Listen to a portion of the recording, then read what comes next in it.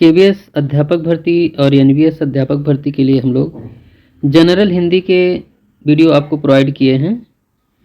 उसी के साथ साथ अब हम लोग सामान्य अध्ययन में आज मध्यकालीन इतिहास और आधुनिक भारत का इतिहास से रिलेटेड अभी तक केवीएस और एनवीएस ने जो क्वेश्चन पूछे हैं वो क्वेश्चन हम लोग कंप्लीट करेंगे। तो आज का वीडियो हम लोग बिना देरी के आरंभ करेंगे। इसमें जो पहला क्वेश्चन है 1973 में इनमें से किस भौगोलिक क्षेत्र में अलबरूनी का जन्म हुआ था? तो अलबरूनी का जन्म हुआ था उज्बेकिस्तान में। इसका बी ऑप्शन सही आंसर हो जाएगा। अलबरूनी एक फारसी विद्वान था, लेखक, वैज्ञानिक, धर्मज्ञ और विचारक था।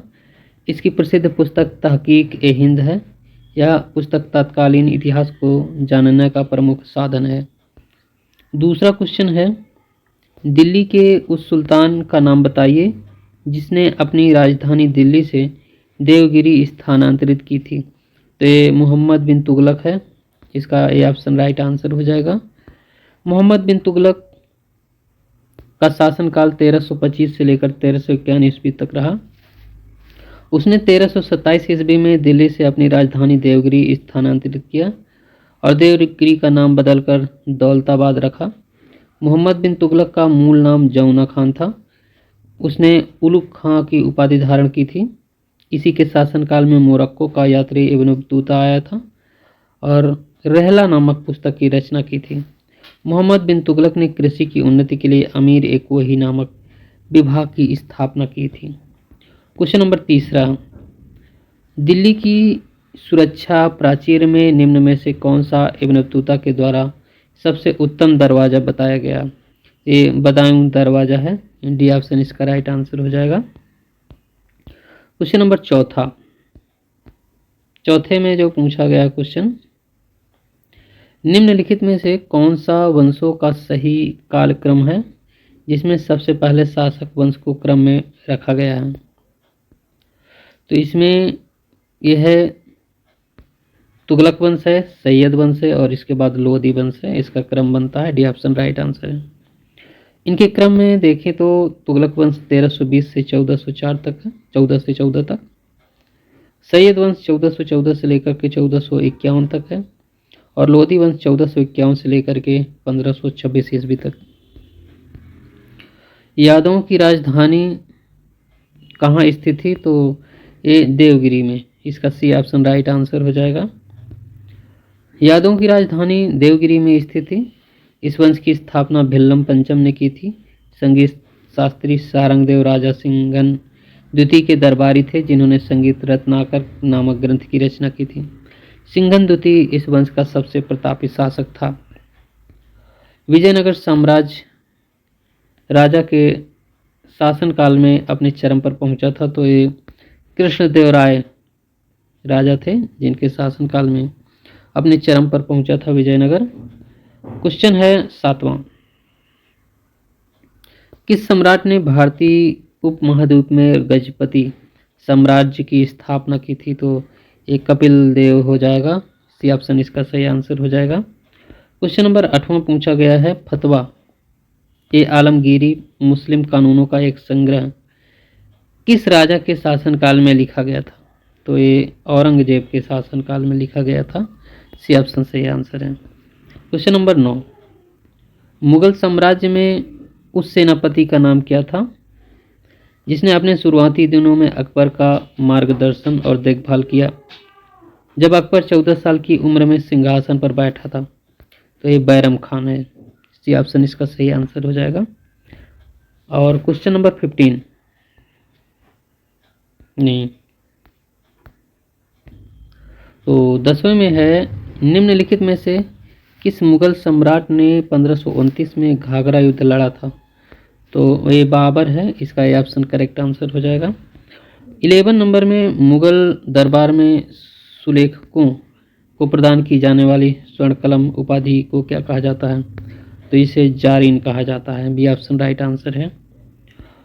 12 नंबर में क्वेश्चन दिया गया है निम्नलिखित में से कौन सा कारक मुगल काल के दौरान कृषि के विस्तार के लिए जिम्मेदार नहीं था? तो वर्षा आधारित कृषि ये जिम्मेदार नहीं था, जो कि किसानों की गतिशीलता, भूमि की बहुतायत, उपलब्ध श्रम ये सभी कृषि के विस्तार से संबंधित हैं। और 30 नंबर, दारा शिकोह निम्नलिखित में से किस मुगल सम्राट का पुत्र था? तो ये शाहजहां का पुत्र था दारा शिकोह। क्वेश्चन नंबर, इसमें एक क्वेश्चन दिया गया है, इसमें पैसेज टाइप है तो इसे हम नहीं करेंगे, कंप्लीट करेंगे। जो पैसेज टाइप के क्वेश्चन दिए गए थे वो छोड़ दिए गए हैं। अब हम लोग क्वेश्चन कंप्लीट करेंगे आधुनिक भारत का इतिहास से रिलेटेड जो भी MCQ क्वेश्चन पूछे गए हैं KBS और NBS अध्यापक भर्ती में, वो सारे क्वेश्चन करेंगे। क्वेश्चन है, कौन सा युद्ध ब्रिटिश ईस्ट इंडिया कंपनी के लिए एक निर्णायक विजय साबित हुआ, जिससे उसने शुरुआती दौर में भारत के एक बड़े भूभाग पर नियंत्रण कर लिया था? तो बैटल ऑफ प्लासी, प्लासी का युद्ध है, निर्णायक युद्ध रहा है और प्लासी का युद्ध लड़ा गया था 1757 में पश्चिम बंगाल के प्लासी नामक स्थान पर। ये भागीरथी नदी के पूर्व तट पर लड़ा गया था। रॉबर्ट क्लाइव के नेतृत्व में ब्रिटिश ईस्ट इंडिया कंपनी के सैनिकों ने बंगाल के अंतिम नवाब सिराजुद्दौला और उनके फ्रांसीसी सहयोगियों की सेना के खिलाफ मोर्चा संभाला। अंत में नवाब की हार हुई और ब्रिटिश कंपनी ने भारत के एक बड़े भूभाग पर नियंत्रण स्थापित किया। पहला आंग्ल मैसूर युद्ध किसके बीच लड़ा गया था? तो ये हैदर अली और अंग्रेजों के बीच लड़ा गया था। इसका ये ऑप्शन इसका सही आंसर हो जाएगा। क्वेश्चन नंबर 3 है, निम्न में से किस अधिनियम ने भारत में ब्रिटिश ईस्ट इंडिया कंपनी का शासन समाप्त कर दिया और भारत को इंग्लैंड के क्राउन के अधीन कर दिया था? तो 3 नंबर का इसका सही आंसर हो जाएगा जो है ये हो जाएगा 1858 का सरकार का अधिनियम, इसका सही आंसर हो जाएगा। इसको विस्तार से हम लोग जानेंगे। 1858 के शासन अधिनियम द्वारा भारत में ब्रिटिश ईस्ट इंडिया कंपनी का शासन पूर्णतः समाप्त कर दिया गया और भारत को इंग्लैंड क्राउन के अधीन कर दिया गया। इसके तहत इंग्लैंड में निदेशक मंडल और बोर्ड ऑफ कंट्रोल को समाप्त कर दिया गया। उनके स्थान पर भारत के राज्य सचिव के पद और भारत परिषद की स्थापना की गई थी। निम्न में से किस अधिनियम ने ईसाई मिशनरियों को भारत में अपने धर्म का प्रसार करने की सुविधा दी थी? तो ये चार्टर एक्ट 1813 में मिशनरियों को भारत में धर्म का प्रचार के लिए सुविधा दी गई थी। और 5वां क्वेश्चन है, 1757 में प्लासी की लड़ाई ने बंगाल के किस नवाब को ब्रिटिश सेना ने हराया था? तो सिराजुद्दौला को हराया था। इसका सी ऑप्शन सही आंसर हो जाएगा। 23 जून 1857 ईस्वी को बंगाल के नवाब सिराजुद्दौला और अंग्रेज गवर्नर रॉबर्ट क्लाइव के मध्य हुआ था। इस युद्ध में सिराजुद्दौला पराजित हुआ। इसका मुख्य कारण कि सिराजुद्दौला का सेनापति मीर जाफर ने गद्दी के लालच में विश्वासघात किया था और अंग्रेजों से मिल गया। इस युद्ध में 2 वफादार सेनानायक मीर मदान मोहनलाल थे, जिनके युद्ध स्थल में मृत्यु हो गई थी। ये जो क्वेश्चन इसमें दिया गया है 1857, जो कि ये 1757 है, इसमें 18 लिख गया है। 15वीं शताब्दी के दौरान सभी विदेशी कंपनियां एक जैसी चीज़ों को खरीदने में रुचि रखती थी, जैसे कि भारत में तैयार किया जाने वाला उत्कृष्ट गुणवत्ता वाला कपास और रेशम। इसमें भरा जाएगा कपास और रेशम, जो यूरोप में बड़ा बाजार था। इसके अलावा काली मिर्च, लौंग, इलायची, दालचीनी की भी मांग थी। तो इसमें कॉटन, सिल्क, कपास और रेशम इसका सही आंसर हो जाएगा। भारतीय राष्ट्रीय कांग्रेस का प्रथम अधिवेशन बॉम्बे में 1885 यहाँ पास रखा जाएगा। इसका बी ऑप्शन सही है। तो 1885 में बेमोस चंद्र बनर्जी की अध्यक्षता में किया गया था। 8वां नंबर है, निम्नलिखित स्वतंत्रता सेनानियों में से कौन भारत के ग्रैंड ओल्ड मैन के नाम से जाने जाते हैं? तो ये हैं दादा भाई नौरोजी। सी ऑप्शन सही आंसर हो जाएगा, करेक्ट आंसर। क्वेश्चन नंबर 9 है, भारत के स्वतंत्रता आंदोलन के किस नेता को grand old man of India कहा गया? तो ये ऑप्शन इसका सही आंसर हो जाएगा, दादा भाई नौरोजी। क्वेश्चन नंबर 10, भारत में ब्रिटिश शासन के दौरान ब्रिटिश संसद सदस्य बनने वाले पहले भारतीय कौन थे? तो ये दादा भाई नौरोजी थे जो ब्रिटिश संसद के पहले सदस्य बने थे। 11वां नंबर क्वेश्चन में है 1885 में भारतीय राष्ट्रीय कांग्रेस का प्रथम अधिवेशन कहाँ हुआ था? तो ये हुआ था बॉम्बे, मुंबई में हुआ था, और ये हुआ था गोकुल दास तेजपाल कॉलेज में हुआ था। निम्नलिखित में से कौन सा विकल्प आधुनिक भारत के इतिहास में हुई घटनाओं का सबसे पहले से लेकर के बाद की हुई घटना के हिसाब से सही क्रम आपको सेट करना है? तो इसका क्वेश्चन है बी ऑप्शन इसका सही आंसर है। इसमें भारतीय राष्ट्रीय कांग्रेस का गठन हुआ, पहले मुस्लिम लीग का गठन हुआ, फिर होम रूल लीग आंदोलन हुआ, बाद में फिर असहयोग आंदोलन हुआ। एक मैच द फॉलोइंग क्वेश्चन दिया गया है, तो इसका हम लोग सोल्यूशन डायरेक्ट पढ़ेंगे, इसके फैक्ट जितने भी हैं। इसमें एशियाटिक सोसाइटी की स्थापना 1784 में, कर्नवालिस संहिता का अधिनियम 1793 में, ईस्ट इंडिया कंपनी द्वारा कलकत्ता में उच्चतम न्यायालय की स्थापना 1773 में, ब्रिटिश द्वारा दक्कन का अधिग्रहण 1818 में हुआ था। औपनिवेशिक भारत में हड़प नीति के जन्मदाता इसमें से लॉर्ड डलहौजी को माना जाता है। 15वें क्वेश्चन में निम्नलिखित में से किसने ब्रिटिश संसद में महानियोग विचारण का सामना किया था? वारेन हेस्टिंग्स ने किया था। क्वेश्चन है east India company.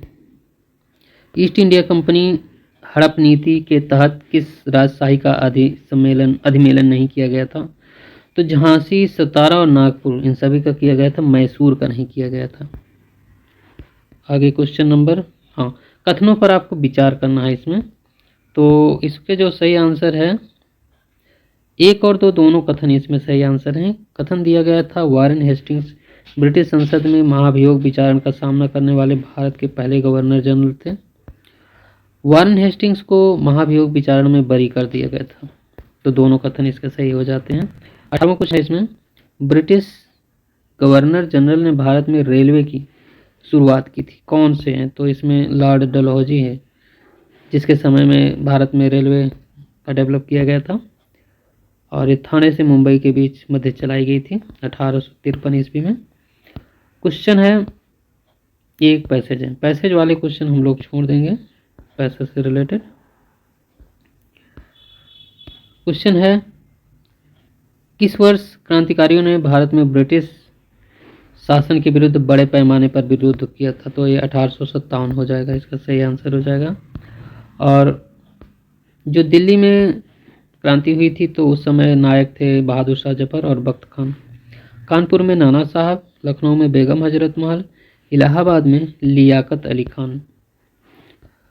22 number question है, महारानी विक्टोरिया ने कब उद्घोषणा की कि भारत ब्रिटिश सम्राट द्वारा उनके नाम पर एक राज्य सचिव के मध्य से शासित होगा? तो नवंबर 1, 1858 ईस्वी। 23 में है पाइका विद्रोह, जो कि ब्रिटिश ईस्ट इंडिया कंपनी के शासन के खिलाफ एक सशस्त्र विद्रोह था। भारत के उड़ीसा स्टेट में है, भाग में था उड़ीसा क्षेत्र। समाज सुधारकों में से किसने रामकृष्ण मिशन की स्थापना की थी? तो स्वामी विवेकानंद ने रामकृष्ण मिशन की स्थापना की थी। और रामकृष्ण परमहंस स्वामी विवेकानंद के गुरु थे। रामकृष्ण मिशन का मुख्यालय बेलूर मठ, पश्चिम बंगाल में। स्वामी विवेकानंद ने 1893 में अमेरिका के शिकागो में आयोजित विश्व धर्म सम्मेलन में भारत और सनातन का प्रतिनिधित्व किया था। क्वेश्चन दिया गया है, पत्र की स्थापना किसने की थी? तो इसका सही आंसर हो जाएगा, इसका डी ऑप्शन है, स्वामी विवेकानंद इसका राइट आंसर हो जाएगा। क्वेश्चन है 26, निम्नलिखित भारतीय सुधारकों में से किसने 1828 में ब्रह्म समाज की स्थापना की थी? तो राजा राममोहन रॉय ने ब्रह्म समाज की स्थापना की थी। 1893 में स्वामी विवेकानंद ने विश्व धर्म संसद में अपना प्रसिद्ध भाषण किस शहर में दिया था? तो ये शिकागो में दिया था। 28 नंबर क्वेश्चन है, महात्मा गांधी ने किस वर्ष चंपारण में अपना समय व्यतीत किया? जिसमें किसानों के कार्यकाल की सुरक्षा के साथ साथ अपनी पसंद की फसलों की खेती करने की स्वतंत्रता की मांग की थी। तो 1917 में चंपारण हुआ था विद्रोह, जो इसका सही आंसर है। और 29 में 1918 में महात्मा गांधी का अनुसरण करते हुए खेड़ा सत्याग्रह का प्रारंभ किया गया था। तो ये किसानों के लिए किया गया था 1918 में। और 30 नंबर क्वेश्चन है, सबसे पहले घटित घटना को क्रम में सबसे पहले रखते हुए ऐतिहासिक घटनाओं का कालक्रम आपको सेट करना है इसमें। तो इसका जो सेट होगा सबसे पहले इसका बी, सी और एडी होगा। तो इसका क्रम हम लोग इस तरह से देखेंगे। स्वदेशी आंदोलन हुआ था 1905 में, होम रूल वीक हुआ था 1916 में, खिलाफत आंदोलन 1919 में और सविनय अवज्ञा आंदोलन हुआ था 1930 में हुआ था। क्वेश्चन है, कौन सा सुमेलित नहीं है? तो इसमें जो पहला पॉइंट दिया है बारदौली में किसान आंदोलन 1928 में हुआ है, तो सही है। द्वितीय गोल में सम्मेलन 1931 में हुआ था, ये भी पॉइंट सही है। तीसरे पॉइंट में जो दिया गया है महात्मा गांधी नोआखाली भ्रमण 1946 में हाँ हुआ था। रॉलेट एक्ट जो दिया गया 1921, ये नहीं हुआ था, ये हुआ था 1919 ईस्वी में रॉलेट एक्ट, इसका होगा।